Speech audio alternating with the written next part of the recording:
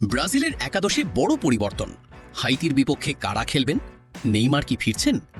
বিশ্বকাপের গ্রুপ সিতে নিজেদের দ্বিতীয় ম্যাচে আগামী ২০ জুন হাইতির মুখোমুখি হতে যাচ্ছে ৫ বারের বিশ্ব চ্যাম্পিয়ন ব্রাজিল। প্রথম ম্যাচে মরক্কোর বিপক্ষে ১-১ ড্র করার পর এখন জয় ছাড়া অন্য কিছু ভাবছে না কার্লো আনচেলত্তির দল। আর সেই কারণেই হাইতির বিপক্ষে ব্রাজিলের একাদশে বেশ কয়েকটি গুরুত্বপূর্ণ পরিবর্তন দেখা যেতে পারে। মরক্কোর বিপক্ষে ম্যাচে ব্রাজিল বলের দখল বেশি রাখলেও ফিনিশিংয়ে ছিল দুর্বলতা। আক্রমণে ভিনিসিয়াস জুনিয়র ও রাফিনিয়ার গতির ঝলক দেখা গেলেও গোলের সামনে কার্যকারিতা ছিল না প্রত্যাশিত মানের। তাই দ্বিতীয় ম্যাচে আনচেলত্তি আরও আক্রমণাত্মক পরিকল্পনা নিয়ে মাঠে নামবেন বলেই ধারণা করা হচ্ছে। এছাড়াও রাফিনিয়া, ব্রুনো গিমারায়েস এবং গ্যাব্রিয়েলের মতো কয়েকজন গুরুত্বপূর্ণ খেলোয়াড়কে সাম্প্রতিক অনুশীলনে বিশ্রাম দেওয়া হয়েছে। তবে এটি মূলত ক্লান্তি কাটানোর জন্য, গুরুতর কোনো ইনজুরির কারণে নয়। ফলে ম্যাচের আগে তারা পুরোপুরি ফিট হয়ে উঠবেন বলেই আশা করা হচ্ছে। ব্রাজিল শিবিরের এখন সবচেয়ে আলোচিত বিষয় নেইমারকে ঘিরে।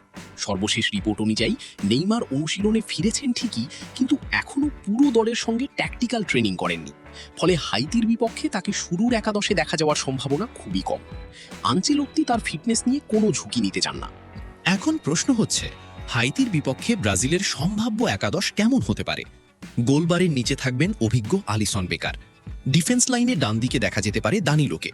তার সঙ্গে সেন্টার ব্যাকে থাকবেন অধিনায়ক মার্কুইনহোস এবং গ্যাব্রিয়েল মাগালহাইস। বাম প্রান্তে থাকবেন অ্যালেক্সান্দ্রো। মিডফিল্ডে ব্রাজিলের ভরসা ক্যাসেমিরো। তার সঙ্গে থাকবেন ব্রুনো গিমারায়েস এবং লুকাস পাকেতা। আর আক্রমণ ভাগে দেখা যেতে পারে রাফিনিয়া, ভিনিসিয়াস জুনিয়র এবং মাতেউস কুনিয়াকে। তবে ম্যাচের পরিস্থিতি অনুযায়ী দ্বিতীয়ার্ধে এনরিককে নামানোর সম্ভাবনাও বেশ জোরালো। হাইতি প্রথম ম্যাচে স্কটল্যান্ডের কাছে মাত্র ১-০ গোলে হেরেছিল, তাই তাদের হালকাভাবে নেওয়ার কোনো সুযোগ নেই। তবে স্কোয়াডের মান, অভিজ্ঞতা এবং তারকা সমৃদ্ধ আক্রমণ ভাগ বিবেচনায় ব্রাজিলই ম্যাচের স্পষ্ট ফেভারিট। আর যদি ব্রাজিল এই ম্যাচে ৩ পয়েন্ট তুলে নিতে পারে, তাহলে নকআউট পর্বে ওঠার পথ অনেকটাই সহজ হয়ে যাবে।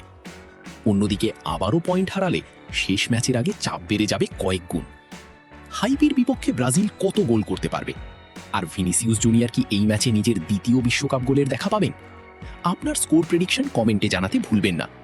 ব্রাজিলের সর্বশেষ খবর পেতে এখনই চ্যানেলটি সাবস্ক্রাইব করুন।